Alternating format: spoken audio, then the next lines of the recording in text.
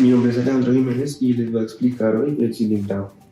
El cilindrado es un proceso que se realiza en el torno y este consta en reducir el diámetro de una pieza cilíndrica. Digamos que en este caso, si yo quisiera tener una medida exacta del diámetro, utilizaría el cilindrado para quitar este exceso de material mediante una herramienta conocida como un buril, que sería esta herramienta que tiene un filo. Para esto necesitamos colocar esta herramienta de corte perpendicular a nuestra pieza en el torno, que es este cilindro, y que este ángulo tendría que ser de 90 grados. Esto para reducir uniformemente en cada parte del cilindro. Recordemos que esta pieza va a estar girando gracias a la funcionalidad del torno. Entonces, una de las cosas que tenemos que tener en cuenta son los 90 grados de la herramienta de corte con respecto a la pieza. Además, para realizarlo, vamos a mover nuestra herramienta de manera paralela, haciendo un suave corte para no tener superficies no uniformes. A continuación, les voy a explicar un poco sobre cómo hallar las revoluciones en las que va a girar nuestra pieza. Esto es muy importante, pues muy pocas revoluciones pueden hacer que el material no se corte de manera correcta, y muy altas revoluciones pueden hacer que nuestro material se caliente demasiado y puede estropear con nuestra herramienta de corte o hasta estropear la propia pieza. Así que para esto necesitaremos una ecuación en la que se basa que es la velocidad de corte por 1000 es igual a pi por el diámetro por las revoluciones. Entonces, ¿qué vamos a hacer? Vamos a despejar la n, que en este caso son las revoluciones de nuestra pieza, en RPMs, revoluciones por minuto. Así que nos va a quedar una ecuación conocida de aquí, velocidad de corte por 1000, sobre pi por el diámetro de nuestra pieza. Y así hallaremos las revoluciones. Recordemos que, como decía anteriormente, las revoluciones en este caso son muy importantes para hacer un correcto proceso de cilindrado. Así que, para mostrarles de mejor manera, vamos a pasar a un simulador para mostrarles cómo se realizaría un corte de cilindrado en un torno. Así que acompáñenme. Para realizar el proceso de cilindrado en el torno debemos tener en cuenta las siguientes pautas. Como primera pauta debemos verificar el material que vayamos a utilizar para mecanizar.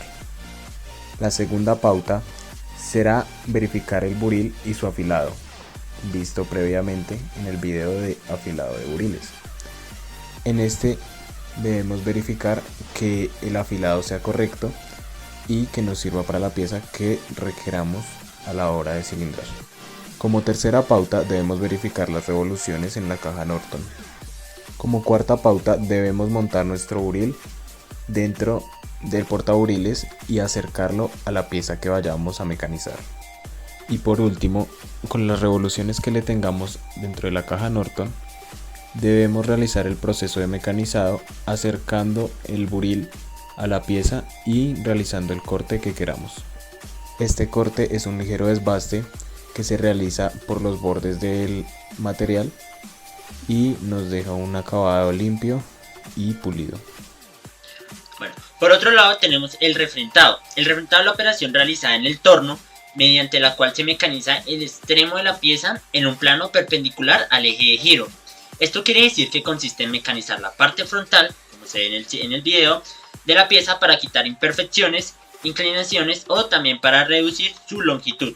Para poder efectuar esta operación, la herramienta se ha de colocar en un ángulo aproximadamente de 60 grados con respecto a donde se encuentra el buril. De lo contrario, debido a la excesiva superficie de contacto, la punta de la herramienta correrá el riesgo de sobrecalentarse, o la punta del buril correrá el riesgo de sobrecalentarse. Bueno, también hay que tomar en cuenta a que medida que nos acercamos al centro de la pieza, hay que aumentar las revoluciones por minuto o disminuir el avance, ya que pues en este punto la pieza se va volviendo más rígida y si nos aumentan las revoluciones puede que nos quede mal hecho este proceso y se tenga que repetir. Como también puede que se nos rompa el buril porque se va a ir trabando en la pieza que estamos cortando. Otro factor muy importante es la velocidad del huesillo, ya que de ahí es donde parte todo, y la velocidad del huesillo se debe determinar a partir del mayor diámetro de la superficie a refrentar, como lo estamos viendo en el video. El refrentado también se puede hacer de afuera hacia adentro o del centro hacia afuera. En el video se está mostrando de afuera hacia adentro, pero pues cualquier sea el caso, la punta de la herramienta debe situarse siempre a la altura del centro de la rotación. Continuando con el proceso de refrentado, también podemos obtener una superficie plana, haciendo que la herramienta avance a través de la cara frontal de la pieza, la cual se mantiene siempre en un movimiento rotatorio sujeta a un plato de mordaza o a un plato liso o entre puntos, salvo que la pieza esté montada en un mandril cuando haya que refrendar sus dos caras. Cuando esto pase, habrá que darle la vuelta cuando se termine con la primera de ellas y repetir la operación con la segunda. Como la mayoría de los refrentados se realiza en superficies alejadas del cabezal del motor, para esta operación antes mencionada la herramienta tiene que estar siempre derecha.